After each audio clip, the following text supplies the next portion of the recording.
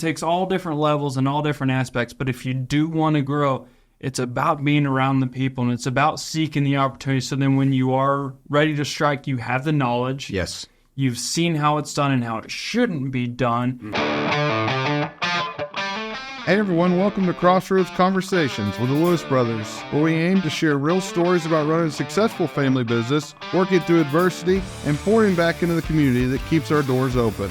We're your hosts, Taylor, Matt, and Shelby, and we'll bring you relevant local business advice and automotive insights that are sure to change the way you look at running a business, and may even throw in a plug for you to do business with us. All right, welcome back. Episode 13 of Crossroads Conversations. Matt and Shelby today. We're talking about workplace education. Is it essential? Okay. Or is it overrated? I guess we'll find out today. We'll find out, break it down, what makes sense, what doesn't make sense. So we're looking what matters the most. Workplace training, the ongoing training. Is it a necessity or is it a trend? And then we're talking about, does workplace training lead to success? That's right. Hey, if you missed last week's episode, it was on communication. And not only communication, but effective communication within the workplace. We had a really interesting podcast, so if you struggle like we do with communication, hey, go back and listen to episode 12. Hopefully you'll get some tips that you can incorporate in with your employees in your workplace. There was a lot of good tips that we talked about, especially, I love talking about the meeting after the meeting. Yeah. Talking about your catalyst and then talking about your core people. And if you don't understand what we're talking about there, about getting your core people on board before you try to launch a new process or a new procedure or a new idea, it's worth your time to go back and listen to episode 12 to be able to help catapult your success or your new idea in your business adventure. Hey, as always, make sure to go visit us at lewissuperstore.com. Also, visit us on the socials. You'll get the most up-to-date there, whether it's on Facebook, Instagram, or TikTok, and then our YouTube channel as well. And in this podcast, if you enjoy the content we have, go ahead and subscribe to that, and it would mean the world to us if you'd leave a review as well. Plus, we'd have some input on what else you want us to cover. Absolutely. So transition into what did we drive today? All right. So today I want to talk about the 25 Model Explorer. Oh, man. Redesigned. Redesigned, yeah. So it's got a big, bold front grille to it. Yes. Redesigned all the way through. It kept all the great things and then improved. The biggest change that you're going to see is the infotainment center. I was going to say that's probably my favorite of, I love some of the inside stuff and the technology. But as soon as you get in there, you can go, okay, this is new, this is refreshed with all the technology and the new screen. Yeah, so something that they learned, and they've always learned, and I say they, I mean Ford, is that you can create infrastructure. Okay. Or you can save yourself some trouble, some heartache, and some money and take infrastructure that's already there. So what they did is use Google. Okay. I'm not sure if you've heard, but Google, they've got the technology figured out. And so this is the first time they've gone away from Sync in a long time. Our latest was a Sync 4A, I believe. And so this is a whole new infrastructure. It allows you to have in-car apps. Okay. So while the vehicle's stationary, you can watch YouTube, you can watch Netflix, you can watch Crossroads Conversations with the Lewis Brothers. There we go. There's games that you can play with a Bluetooth controller. There's all types of technology to customize that. So it's a brand new infrastructure. It copies over from the big screen in the center stack and also on the left-hand side, new connectivity package. And the fit and finish, it allowed to get the screen up a little bit. You have some more space to put your things, and whether it be multiple different. I know you get in a car these days, you got 3 or 4 different mugs per person. And what I like is right below that screen. I like the screen, but then right below the screen, there's almost, I'm going to get this real world terms, like a cubby. Yeah. And it's a great place to put your phone or to put other things that you may have put in the cup holder before, so you still have your cup holder. Yeah, and they put it up high enough that it's not like a bottomless pit. Uh-huh. Like it's a shelf where you can see it, and so it's got a wireless charger built into it, and you can put your wallet or keys. But they really did a good job redesigning. So this is an ST model. It comes with the ST Street package, 21-inch wheels, upgraded brake calipers in bright red. Oh, yeah? And it has brand new for this year, a painted top. So it has a sleek, whether it's white or whether it's red or whether it's black or carbonized gray, and it has a black painted roof. Okay. So it's super sleek. Just they've taken a good third row vehicle and just made it a little bit better. They did. They did a good job. What are we getting into today? All right. So first and foremost, we're talking skill versus workplace education. What matters the most? And so we're talking about the skills that are acquired like within school. So whether it be a VOTEC school, a technical school, a college degree, Sure. a 4-year degree, undergraduate degree, and the foundation for intellectual growth, talking about you just go through the social studies, then you get in the economics and the microeconomics, and Sure. then, wherever your craft is. Did you get accounting degree or a technical degree?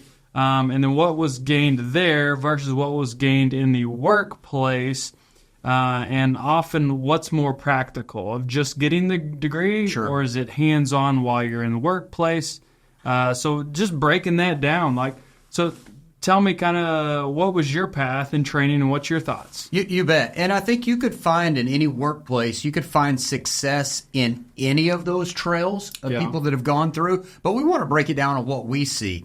For example, mine started just as far as like workplace, growing up, started workplace of, whether it was communicating or whether it was inventory control or it was cleaning or it was learning how to merchandise. But then I went to school and got a 4-year degree. And that gave me some behind the scenes, some textbook ideas and a platform and foundation. And then I came back into the workforce to then see how does that relate and what does that really mean in every day. One of the things I get to do every year is I get to go talk at the U of A to a senior level entrepreneur class. And one of the reasons that my good buddy Mark brings me in to be able to talk about entrepreneurship is he wants me to talk about this exact subject. He wants to talk about like, hey, Matt, just tell the students, here's what they're getting in college, and they're at the U of A, and then what actually happens in the real world. There's such a difference there, there's such amazing colleges that go down like deep a rabbit hole. Yes. You have all your main elective classes, but then you have your specific classes. So understanding workplace learning versus college learning. But I remember going to college, and I as well got a 4-year specialized degree in automotive marketing and management, as everyone calls car college. Sure. It was a normal college, Division II. It was in Michigan, so it was around the manufacturers. We had consultants that were teachers, and so they spoke accounting of the automotive dealership, like breaking down the P&L and the credits and the debits. And then we talked inventory control and how to have a profitable operation and a profitable department. And a lot of that made really good sense, right? Sure. Because it was something that was within our scope. But without having the real world, you were just obtaining all this information, running through, we would run through simulations of how this works and how to properly, all the things we've talked about in the previous 12 episodes, right? Of inventory control or communication.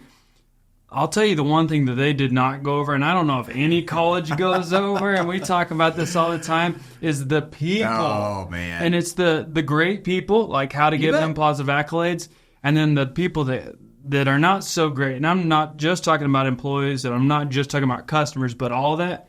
If they could figure out how to teach that, you could charge whatever you wanted. You bet. And, when we start talking about, which is better, a college degree or a technical degree or workplace, my answer is yes and yes. Yeah, it's like it depends. And if you've got both, then it's the best of both worlds and you can excel. There's plenty of people out there, especially people listening to this podcast, that said, hey, I don't have to go to college. I didn't go to college. I started working when I was 16. I've built this empire. Fantastic. You've got a great work ethic, and you've probably had some great mentors and learned from people along the way. And then there's other people who are like, hey, I couldn't have done what I did without my bachelor's degree or my doctorate degree or this leadership degree. A great job there. To me, it's you've got to know a little bit of both. And sometimes you get that hardcore information, like let's just talk about textbook information you get from going for a 4-year degree, or you get from a technical school, or maybe you get for going and mentoring somebody. But in my mind, to be successful, you have to have both, because you have to know the blocking and tackling. But as you just got on to, everything in the real world, I'm not going to say everything in the real world is not black and white. It's so subjective to time, person, place, circumstance. And so one of the things that we have going off of that is, let's say we're hiring someone and we look at a resume. Okay. I got to be honest, like, I'm not spending a whole lot of time on a resume. Like, it allows me to know where they've been or how long they've been at a place. Mm-hmm. I'm not looking for a summa cum laude, maybe because I wasn't, right? And I'm not. No offense to anybody out there that was. You know, if you did way better than me, right? You paid way more attention, and you're much smarter than me. But I'm not overly looking for that, and so it's one of those things. Do you look for time on job, like hands-on, or are you looking for that degree? Like, I couldn't tell you any of the degrees, and this is on my fault, of some of our teammates, of they have a degree from this college. Like, think about that. Can you think of, like... No, I mean, I'll tell you, you bring up a good point there. Now, I do look at if they started college, did they finish? That proves a really good point. So, you know, it's not necessarily, did they go to U of A, or did they go to Harvard, or did they go to UMass, or where they went to. What I'm looking for is, did they have the dedication, did they have the drive to finish something they started? That says a whole lot about someone before the interview ever happens. And we're not degrading any of those schools, and they're very specific. Like, we went to a automotive specific college, and there was a lot of good things learned that if you just went and got a 4-year degree at a random place, you'd have learned a lot, but it would not have been specific. So those specific schools, but what you point out is, are they a person who's driven when it gets tough to finish what they started? Yes. Or did they change and make a pendulum? And then if they did, what did they do since then? What did they do? And if it's, you know, if it's like, well, I didn't really know what I was going to do, so I went and delivered pizzas for a while, and then I jumped back in. That happens 2 or 3 times. It's like, hang on. How much commitment issues or drive. Or when something gets tough, that then they jump off the ship. But I'm going to talk about where it has benefited me from going to college in a management perspective. So let's take accounting. Now, I like numbers. I really do, because they tell a whole lot about the business and where you can go and where you need to manage. But I don't necessarily like accounting. Yeah. You know, I don't have an accounting degree. And I don't want to sit in an office all day long and just work on ledgers and balances and this and that. But, you know, a couple of our classes in college, they were over dealership accounting. And I can remember handwriting ledgers and stocking vehicles in and funding and how all the numbers worked and debits and credits, so on, and where all the different accounts come together to create cash flow, either in a positive or a negative way. So while that didn't tell the whole story, that gave me the backing and the foundation that when I talk to our accounting department, or when our cash flow is dipped, or we have frozen capital we need to thaw out, I can be able to talk about it from an educated, confident place versus just saying, hey, we need to fix this. What are we going to do? It's one of those things of having enough knowledge to be dangerous or to identify a problem before it's a problem. Like, you know, weekly we go over our cash report, and it's all things of accounts payable and receivable and inventory and what our parts looks like and new cars and frozen capital. And so we look at those things, and one of our classes was financial statement analysis, so you could understand that and you could see. So whatever your trade is, whatever you're working on, you need to at least know enough to be in that. And that might be that you spend some time in the field. You know, NADA has which is National Automotive Dealer Association, has a degree that you can go. And so as people come up through the ranks, you can send them to that. To the academy. And so it's really good that you could be learning, then come back and work for a little bit, and learning and come back. And so then it's really fresh on your mind, like, that makes sense. Yes. I think the point of this, and you'll hear this throughout this podcast, and I'm sure you'd agree with me here, is that you have to be a student of whatever your business you're in. Yeah. And it's not just, we love working hard, and we grew up working hard and just like keep putting in the time. But there's value about learning and educating yourself on skill sets and on the business you're in, so you can better manage and you can be more effective. So you have to be a student, no matter if that's a student at college or if that's a student in the workplace. There's no buts about it. You must be a student to learn more about your skill set and about the business itself. That's a really good point. And when I heard you saying the more that you know, the less dependent that you are on other people's information. Is it correct or not? And I remember after, you said we've always figured things out. We've always been involved in things. I remember after being done with college. So we went to college. They had trimesters, so it was a little different scheduling, but we still had our summers. And we came back and we worked, one, because we needed money. Sure. But we worked in areas of the dealership. And there was great growth through that, of learning it. But there was times after that, like, we've built many of things and welded and done metal fabrication of projects that we wanted, whether it was side-by-sides or razors or rock balancers. And I remember saying, like, man, I wish I would have taken a summer and gone to a welding school. Like, instead of it was just like, hey, watch a little YouTube, adjust the dial here. So of understanding that, of building your skill set and diversifying your skill set so that you can be more equipped to proper handle the situation, whether it's something you like or something that maybe down the road. So I would say then let's look and see, because people always talk about, like, hey, you need a 4-year degree. You like, if you don't know what you want, if you're in high school, where do you go? So if we pendulum a little bit and we say, should you go get a degree or should you go hands-on technical? I think it depends upon usually students, and that's a tricky question. They start talking about them when they're 17 or 18 or graduating, and they're trying to kind of figure out what they do. If you've got a general idea, like, I want to get into business, but I'm not really sure which area, then I would say, hey, go work on a business degree.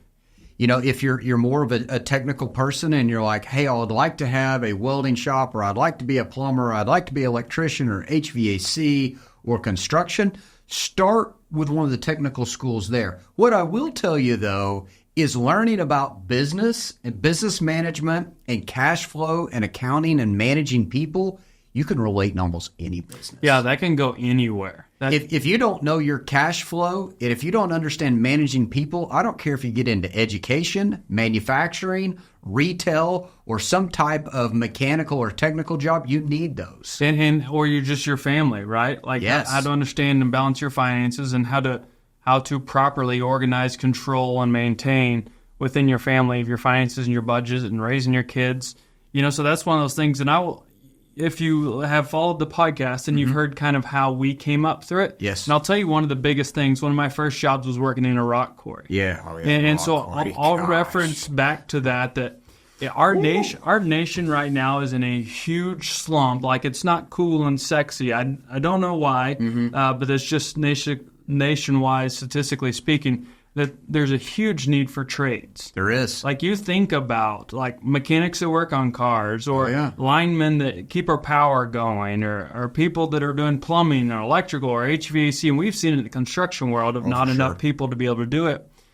And it doesn't have to be, like, super fun and sexy. It has to be something that you enjoy doing every single day. It does. And so I'll tell you, before you fully commit to this college or this trade school, during your summers, during high school, go work in that field. Like, I worked in that rock quarry, and I knew, like, hey, I'm not going to grow up and be Parker Schnall, or that wasn't a thing. But do I want to work with rocks? But I was like, hey, I better start using my brain some more, because this is not what I'm cut out for. It's funny you say that, because the year after I graduated high school, I didn't go straight into college. I took a year off. Yeah. So I took a year off, and I'm pretty sure my parents held it together, but they were not happy with I think you maybe say crap hit the fan, because I remember I lived with you for a while. Yeah. And they let you run your course. They did. They let me run my course. So I went to work for where you're talking about, for my grandfather at the rock quarry, and I'd worked in the dealership, and I worked at our boat store we had back then,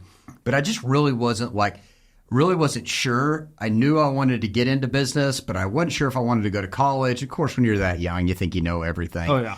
So I go to work at the rock quarry because I kind of needed a reset. And I can remember, the 5 a.m.s there, the eating lunch, not being able to communicate with everybody because I did not do well in Spanish class. And, it was a larger Hispanic population working there.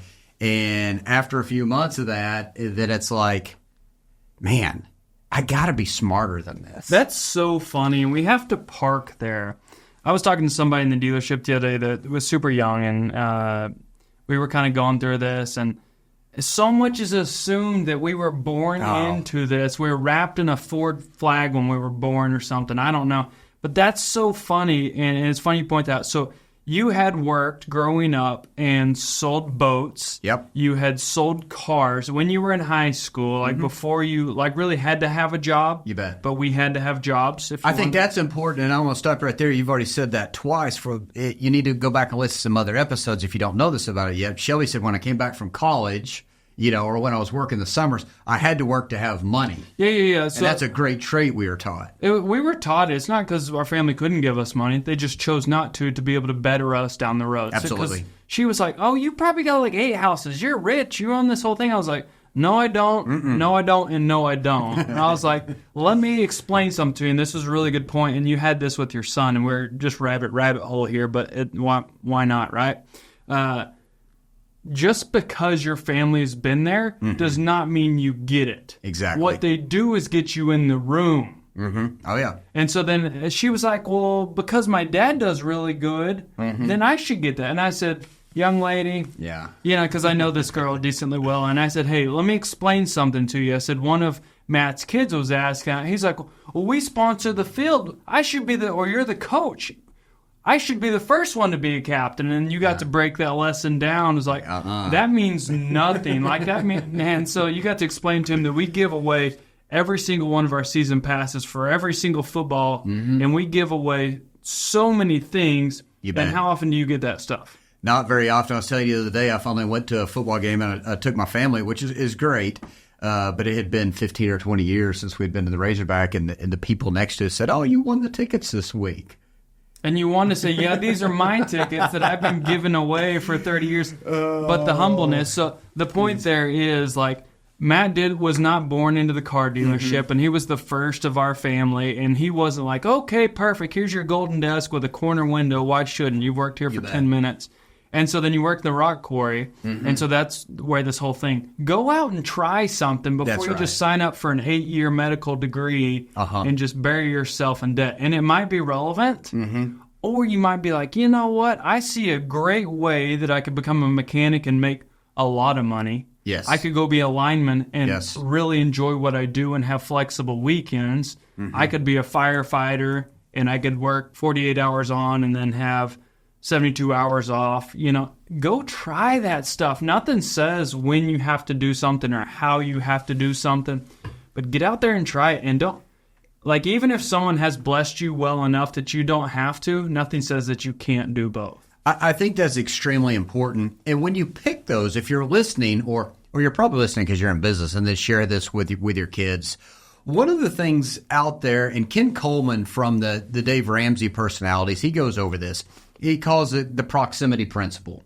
And I love this because he's trying to give people coaching advice on how to figure out or how to network, how to get their foot in the door. So during those summers that Shelby's talking about, just get a job in an area that you think you might be interested in. And it doesn't matter what the job is. You just want to be around the proximity. That's his proximity principle. So even if you're taking out trash, or if you're cleaning the windows, just get in the proximity of an area you think, like, you know what, I might want to get involved in that industry, and you can get around those people. And then the next summer you could try something else. Yeah. I want to go back to one more point on this that you talked about earlier, and we've learned this both ways, is I would say early on in our career, it was work hard, work hard, work hard. Always. Work. Now, we still work hard, so we didn't drop that. Oh, no doubt. But one thing that we have learned is, yes, you can work hard, but what can you gain from knowledge of others? And that's no different than going to school. So whether you go to a technical school or you go to a 2-year degree like a community college, or you get a 4-year degree or doctorate or whatever it is, there's value there that you get to learn from people and textbooks that were written that took somebody their entire career. And in our business, we're always seeking that out. We're like, okay, we have this new, no different than construction. I was like, I don't really know anything about construction. Let me start listening to people that know a whole lot more than me. Yeah. Read those books, listen to those podcasts. And that's where the education comes as well, is you figure out people that are smarter than you, and you embrace that, and you extract that information, so then you can put it in place. And it's so funny because we've broke down different areas. We talked about how we built the dealership that we went, 10 years worth of it, a research, 100 different dealerships to learn all these things, because you can experience it or you can learn from someone else. It's no different than being around the people. we talked about actively listening and how you listen. When you are in that proximity, Jesse Itzler speaks about it as well, that I let me bust the tables. You bet. And then I'm going to make a seat at that table. Mm-hmm. I'm not waiting on my opportunity. They're not going to say, hey, busboy, do you want to come sit down and talk to us when you're in that ring of those people? I'm just going to make an impression and be actively listening and actively learning so that when it is my time to speak, I bring relevance, and I've listened and learned. So you're not just going through your 8 to 5, punching the time clock, and wherever you listen to us, wherever you're seated, your next opportunity is just right on the other side. Like, reach out and grab it, and you just got to figure that out. And it might not be your wheelhouse. Like, you might not want to grow, and there's nothing wrong with it, right? It takes all different levels and all different aspects, but if you do want to grow, it's about being around the people, and it's about seeking the opportunity. So then when you are ready to strike, you have the knowledge. Yes. You've seen how it's done and how it shouldn't be done. You're smart enough to hire the people around you that are good at accounting, that are good at HR, that are good at office management. You're deathly enough that you understand it, so they're not going to bamboozle you, because we've seen that happen. Oh, for sure. And then you're just well-rounded. Like, because I promise you, the calluses on our hands will show you that we're ready to work, but we realize that we were better suited to teach and help other people work as well, and then that would 10x what we were doing. We were built to have the X factor to help other people be successful. You do not have to be the smartest person or the most skilled person. And that's a misconception in business, is I have to be the best at every single position. If not, how could I ever be in charge? And I thought that way at one point in time in my career, but that's the farthest from the truth. You need to know enough about what's going on so you can hold them accountable and you can help them be more efficient, more profitable. But let's take a transmission tech, for example. I know how a transmission works. Yeah. I can ask enough questions about the transmission and about the diag and putting it together, but I'm not an expert at building a transmission. I'm not an expert at diagging it. We have hired people and trained them that are much better mechanics than I am. Yeah. You and I joke about that all the time. We only work on our own stuff, because then we can only complain It's okay to if it ourselves. breaks, right? Crap, I couldn't fix my own stuff. No different than accounting. I understand enough about accounting to have an educated conversation with them. Yeah. Okay. But I'm not at the level ready to take over the office and dig into all the schedules. Same thing on digital marketing and social media. I'm not the expert there, but I know enough to have an educated conversation to make sure somebody's not pulling the wool over my eyes. To give some direction. And I think it's important that as we're talking, and this is going through my head, of I hear this every once in a while, and this is something I say every single time I'm in front of people. If it is to be, it's up to me. And sometimes I hear and so that allows you to not have excuses like, hey, the parking lot's not clean. Well, why didn't you clean it? You bet. And I'm saying me, like, why didn't I? But something I hear from one of my teammates often, and it just came to my mind, is no one's ever taught me that. And I kind of look at that and I'm like, hey, that's my fault. Let me teach you. But then at the same time, when you close the door, I'm sitting here thinking, did anybody teach you how to weld? No. Did anybody overly teach you how to manage people? No, it was the hard work and the hard knocks. Did anybody ever teach you how to drive? Like my dad in the field hauling hay. But like I know. all the 1,000 different skills. You have to be hungry enough to say, I'm not waiting on anyone. Yes. There's enough information out there. YouTube can give you a degree faster than any college, and there's a lot of bad, Sure. And I don't say bad, but like misleading. But I've learned a whole lot of stuff by just being hungry to not wait on someone else to teach me, show me, or wait on them in their timeline.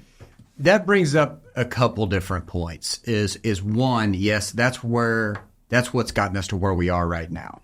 Of going, okay, if it is to be, it's up to me. I'll figure it out. I am smart enough to know to find people smarter than me, whether it's YouTube or listening to podcasts or going and talking to experts in the industry. But at the same time, too, it's like, okay, I was self-driven and self-motivated, and so are you, to be able to do that. Yeah. But there's very few of those people out there in the world. So at the same time, just because I had to go through hard knocks and hard work, and probably most people's parents out there, that was the same way they did it.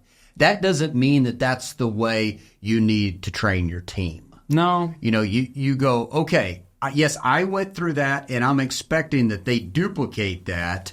But instead, why don't I put these resources out there and encourage them and at least ignite that fire and that motivation of like, hey, see, here is where your path on to be more successful. Yeah, that's a good point because not everyone will see it that way. They won't. And so all this is around education versus skill set in the workplace. And we'll dive more into this. But I think, as we land the plane on just this part of the subject, it's yes and it's yes.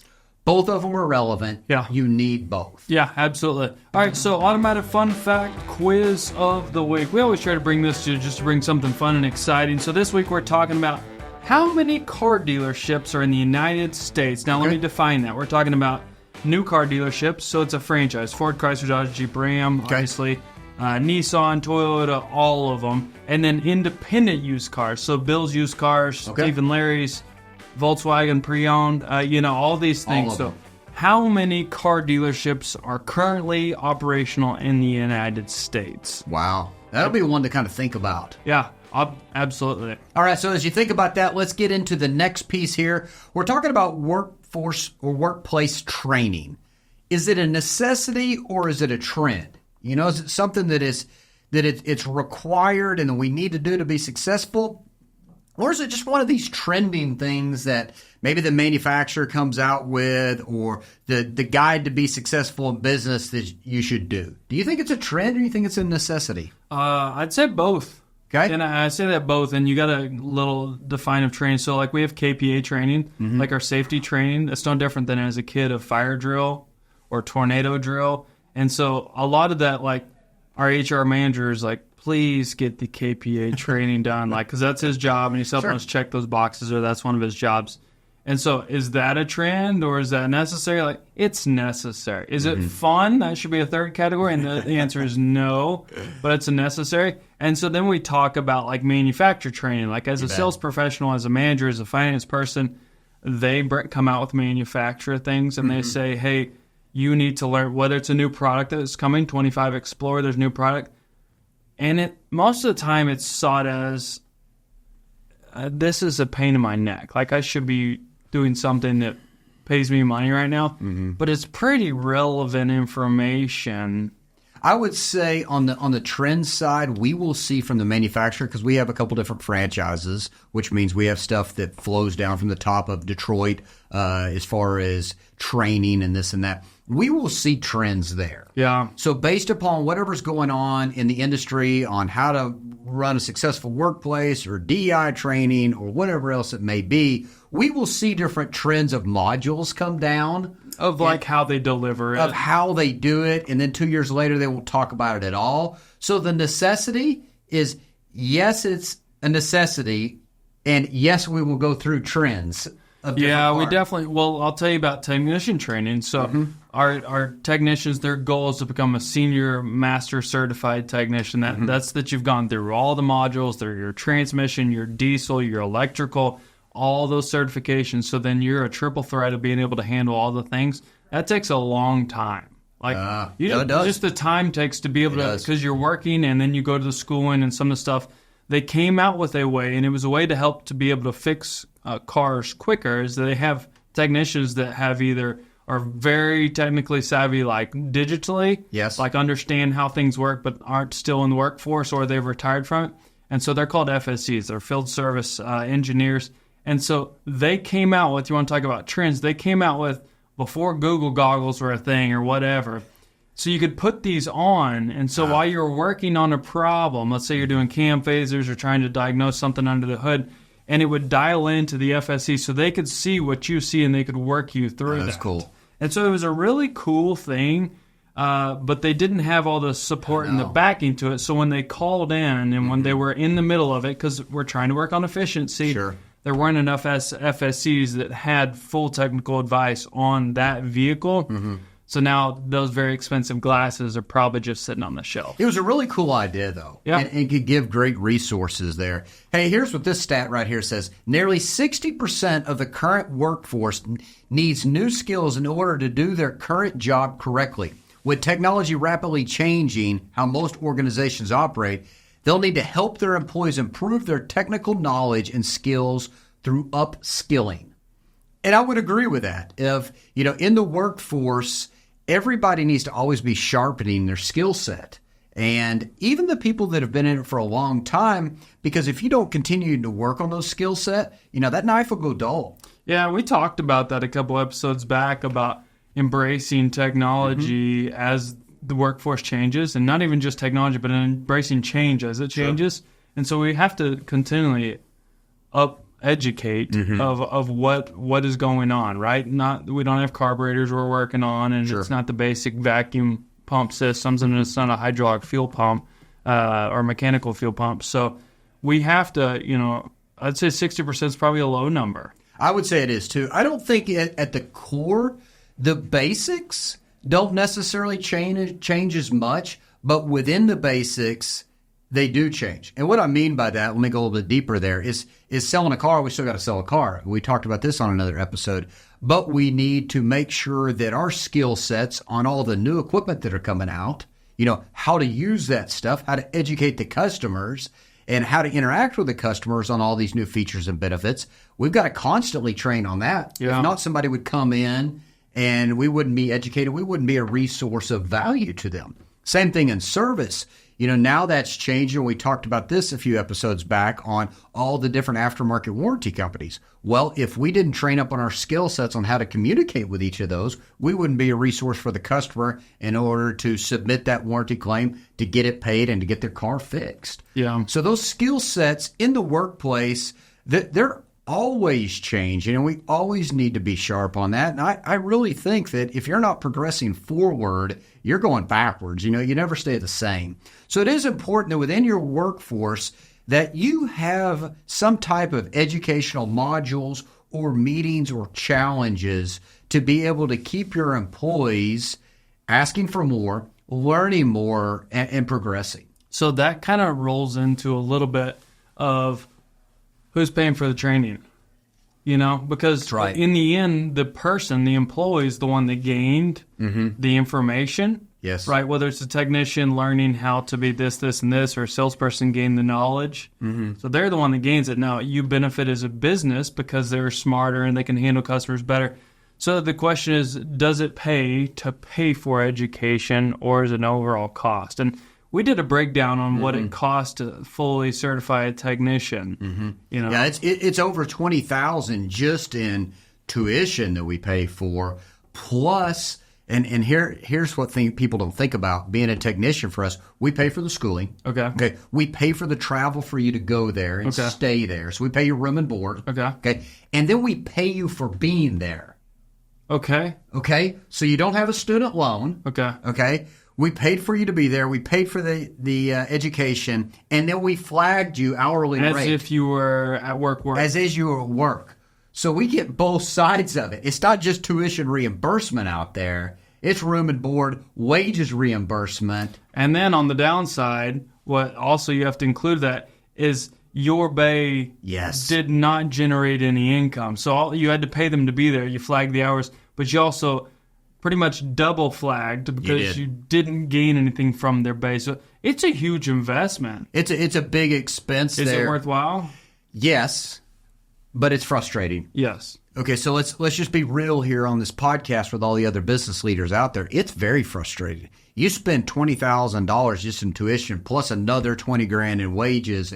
You're $40,000-$50,000 to get a senior level technician. And what do they say about toolboxes? And then the toolboxes have wheels for a reason. We've thought about unbolting them. Yeah, bolting them to the ground. To the ground, because then you look up and they've moved to another shop just because they had a bad day or just because they offered $1 more an hour. I think that rolls into, we talked about our culture. Yes. And not that this rolls into that, but it does.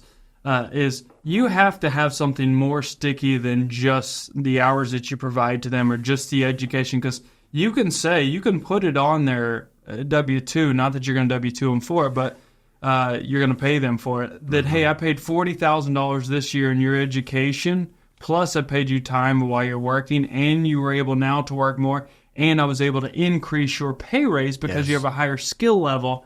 It's tough to put that all on paper, but you need something more sticky to say, when someone else comes chasing after you for $1 or $2 more, they're like, there's no way that anyone else out there is not going to dog cuss me when I need to go pick up my kid from school, or X happened or Y happened or this and this. That's why your culture has to be so strong that they couldn't pry you away from the dealership. Even though it has new wheels, it's so you can move them to the next spot in your shop, because it is so frustrating. And you have to look back and say, okay, what could we have done to change of why that tech and that person just rolled out our shop? That's a true entrepreneur and leader way to look at it. And you say that so confidently and so easily, but there's a lot of people that don't look at it that way. And you can write in there non-competes. You can write in there a payback period if you've paid for training, that then if they leave. But if they leave, it's just a legal battle, and it's just a fight. Like, let's be honest. I mean, we can write non-competes, and we can say, hey, if you leave within 2 years of all this education, that you've got to pay us back. And on paper and mathematically and from an accounting side, that looks great and it sounds great. But from a people side, that's no different than when we started talking off about this, about, hey, learning about book smarts versus what really happens in the world. That's the same thing. I've sat in meetings and been convinced before, hey, put non-competes, put payback periods. Yeah, and you're like, hey, okay, yeah, I've tried that. And so then that's where it's so important that you check on your people. They know that you care and that you do have enough work, and and you are going to take care of them. You're not going to give the brand new guy all the gravy. We had a body shop employee, and I'm not going to say their name, but they started back with us yesterday. Okay, and they'd worked for a body shop for a while. They went to go work for another body shop. Okay, for a year. For the greener grass? For the greener grass, because they offered them more per hour than we were paying. Okay. Most people don't slow down to realize that's just one piece of the equation. Pretty small piece. Pretty small piece. He came back and he said, you know what? I had been there for over a year. And even though they offered me more per hour, I made $40,000 less last year. Wait, hang on. They were paying them more per hour. And after a year, he made $40,000 less. $40,000 less. Okay. And this is a technician in the body shop. So we're talking about skilled labor. What they didn't realize is that place didn't have them out of business. The hours. So, yeah, they had their equation started off with a higher number. But when it got to the X factor, the right side of the multiplication, the hours weren't there.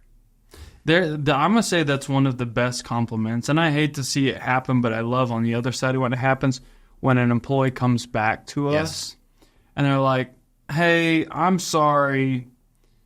I said this, and this. And another point there, never burn a bridge, right? You never know when you're going to hit a dead end. Leave the door open, like leave on good terms. And I'm not saying that you don't need to look at other places, but you might just need to stop, remove yourself from the situation for a moment and reflect on what you currently have. Because chances are, if you love on your employees enough, and I mean that just by like, hey, how you doing? How's your family? You bet. And you make sure they have a good culture. You make sure they have enough work. You make sure you pay them what they're worth, what the market is.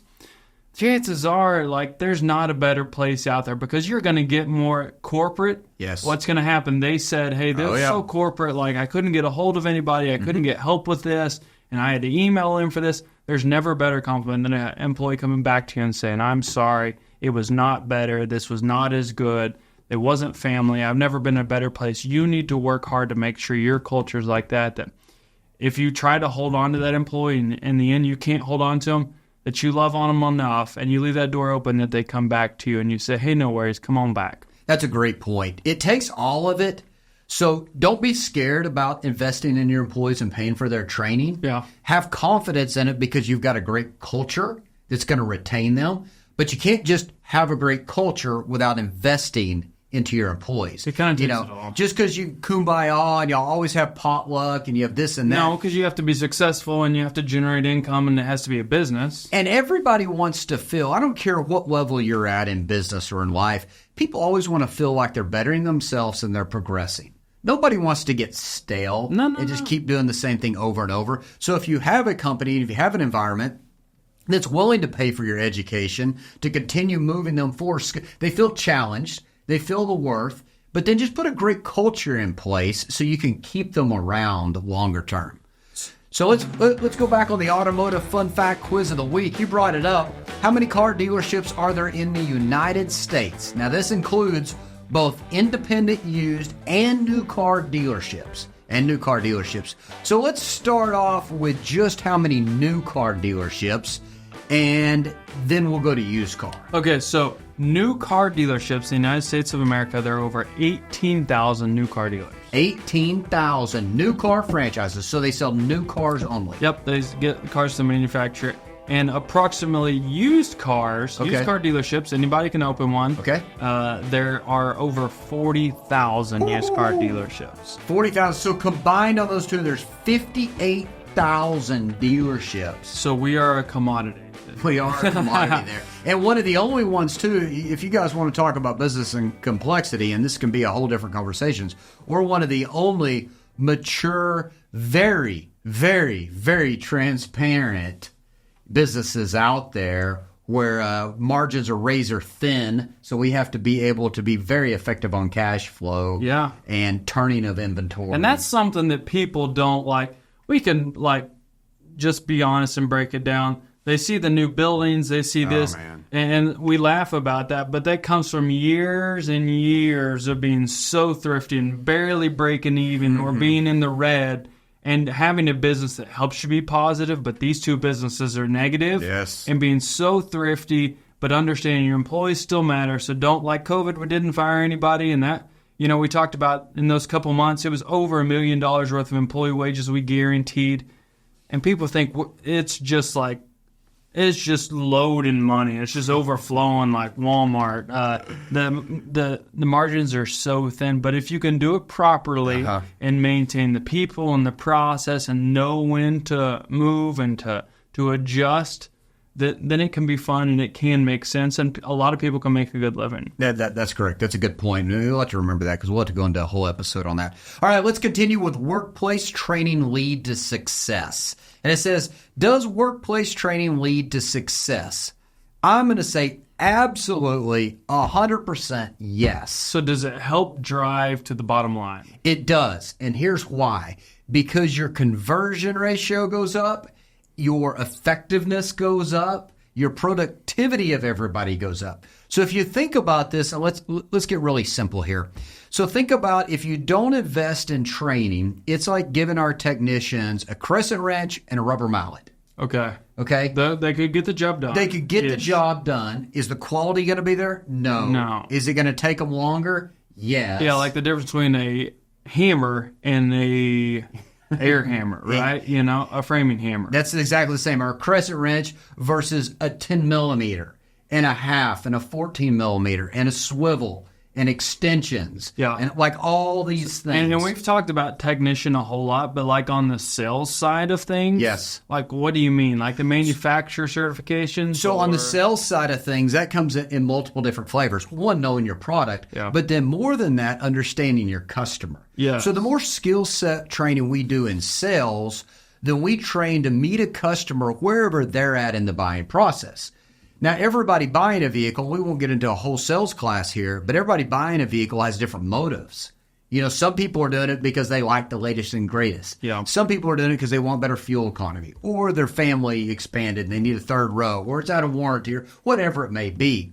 If you don't have the training and the skill set to be able to extract that from a customer so you can better serve them, your conversion ratio goes way down. Yeah, so it's one of those things of helping, and the car business has been around forever, since the early 1900s, and people have created a stigma of how they buy a car. I'm going to offer them really low, or hey, I like to negotiate, or I want a horse trade. To now a new generation is like, I'd like to be able to just click and get, my trade value online, and I want to get the best purchase price and the lowest rate, and I want to just come to the dealership and pick it up. And so we have to learn to adapt to that. But you have to understand, and we talk about this all the time, of leave your feelings in the car, because what the customer really says, like their adjectives, they don't really mean that. It's just the way that they've seen a car transaction happen. So teaching and training a sales professional that how to get through that, how to navigate and really see what the dominant buying motive is and what they really mean and what they really need,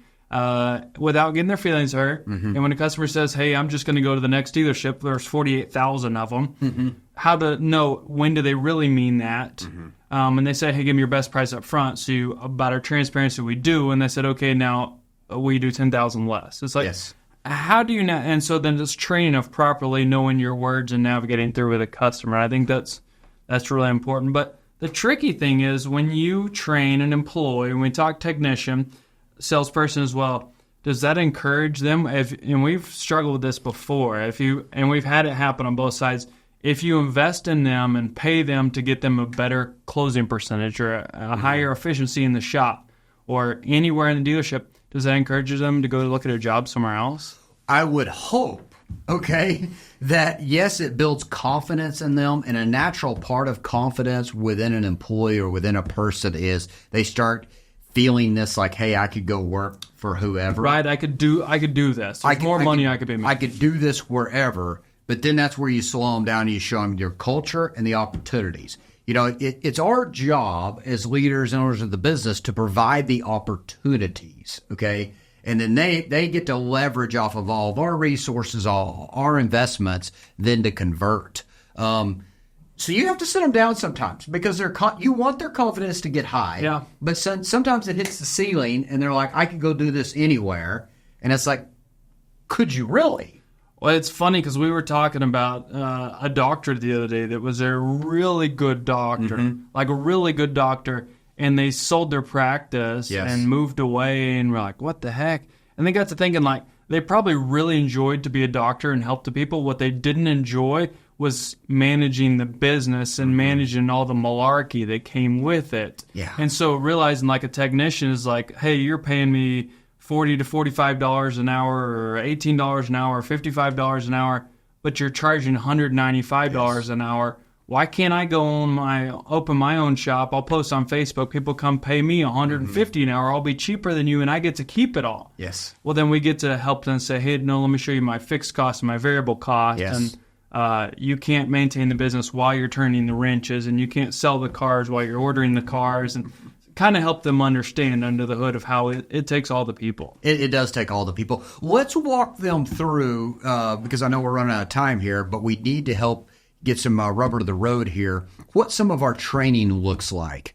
So when we talk about training, I'm going to walk you through a couple pieces here. It is all over our business. And we're not just talking about KBA and manufacturer training. We're talking about just what Shelby went over is our communication and our conversion and our effectiveness and what our training looks like in the dealership. So let's start on the sales side and then we'll get to the service side. So on the sales side, every single Monday, we do training with our managers first to have our core group first. Yep. That's a quick 15, 30-minute meeting, okay? Then it rolls over. Then you take over of training with the salespeople on a subject, okay? Yep. Managers are in there, okay? So they know the subject.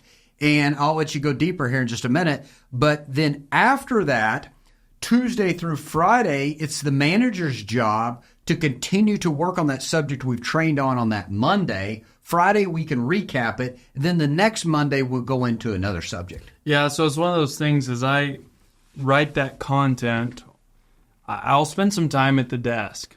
And so it's like putting my ear to the ground of seeing what's frustrations on a customer side. Yes. I'll look at Google reviews and say, hey, what's positive and what's negative? Because there has to be aspects of both of those of, hey, here's what I'm seeing. We need to tighten this up. Hey, we're not delivering. With new people, it's tough on that culture. We're not delivering the transparency that you have to offer. You bet. And so I'll spend some time towards the middle and the end of the week to realize how good of a job did we do on what we trained on, and then what else could be introduced. But I will always, on week 2 and week 3, circle back to week 1's train. You have to. And so it's a visual aspect, it's a speaking aspect, it's going over all the aspects, and it's everyone's involved, everyone's up. I'm speaking, then you're speaking, and I'm talking about me, and then the salespeople and the managers. Yes. And you never know when you're going to get called out to make sure that you're battle tested and you're ready, so that when it's game time, you're not practicing on your customers. And so then that goes in a cycle. And I have years and years and years, and stack on Matt's years and years and years of that training.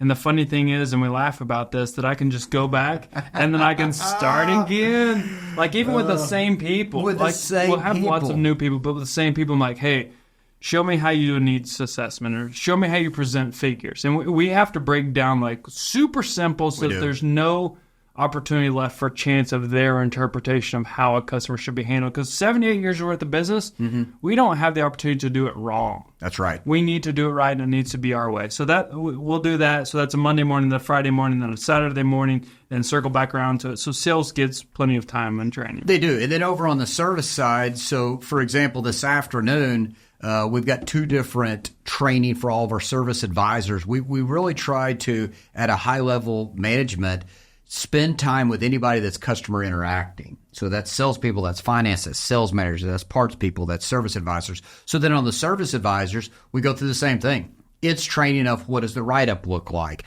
What are your checks and balances to make sure something doesn't fall through the crack? How are we communicating? How are we interacting with the customer? And it's a new subject that's introduced, but at the same time in that meeting, this afternoon, I will cover what went over last week and the week before too. Yeah. I do want to encourage, if you have not been involved in effective training in your workplace, can I just give you a piece of advice? Do not get frustrated that your team didn't get it the first time. And never stop repeating what you went over week 1. Yeah. Never stop repeating that. Because if we were looking at, I love this graph and it's not up here, but if we were looking at the learning pyramid, only 5% of people retain the information from what you give during a lecture. Yeah. So you have to constantly be going over this. And then if we're training somebody else to be a trainer, we will have them sit in with us, okay? And then the next time we might write the content for them, let them present it, but we're still in the room. And then we might let them write the content, present it, we're still in the room with feedback. We never just say, hey, you need to go train so-and-so. Let me know how it goes. Yeah. It's worth our investment of time to make sure that they're doing it correctly, how we want done in our culture. Yeah. And then last, I want to leave you with this, and we could go on a whole episode about training, but you're never too busy to train. And I really struggled with this, especially in service. Service is really busy. And I said, how are we going to train those service advisors? It's always busy down there. We ended up splitting that to 2 different groups. So I'll go over the same content twice this afternoon. Yeah. But it was the only way to get coverage. I sat down with the service advisors, like our sales training, they start anywhere from 9 o'clock to 9:30 in the morning. Manager meetings will be at 8:30 and 8:45 in the morning. This training I do at 2 o'clock and 2:30. 3 o'clock and 3:30. And the reason we did that is we identified the lowest traffic time during the day, and we said, hey, now's here where we can do training. Yeah. So you've got to be willing to invest in training within your workplace if you want the communication, if you want the results to be better. You can't just expect it to happen on its own. So I think that kind of wraps it up on education. Yeah. You need both the textbook and then you need real world. Yeah. One, real world, you won't gain all the knowledge if you don't slow down and learn some textbook stuff. Mm-hmm. Okay? And then if you just do textbook and you come out and you say, here's my degree, here's my degree, here's my degree, you won't have any real world stuff, and it'll punch you in the face really fast. Real fast and real hard. For sure. So key takeaways, as we wrap this thing up, what would you say your number 1 key takeaway would be? My key takeaway is you always have to train and invest in your employees, and you have to put it on repeat.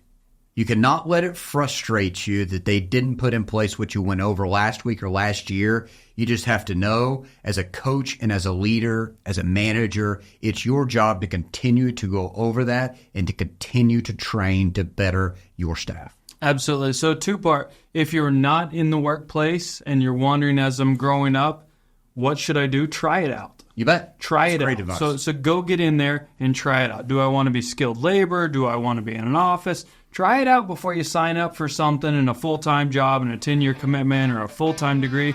If you are in business, running your business, my second part would be slow down and make sure that you train. And when you train, it will always pay tenfold, even if it looks too expensive now. And even if you're afraid that they roll the tool cart out the back, do the training. You bet. Make sure you do it. You bet. Hey, great episode we've had today. We have other great subjects just like this one out there. You know, whether it is the customer always right? Yeah. Effective communication, health in the workplace. We try to bring you relevant content that you could put in place right here in Northwest Arkansas. So thanks for joining us today. Absolutely. I hope you have a great day. If you enjoyed this episode, be sure and give it a like, share it with your friends and family, and visit our website to send us questions about what you would like to know about the automotive industry or family business in general. Who do you want to hear from? Send them our way and we'll do our best to answer any questions that you have. Thank you again, and we'll see you in future shows.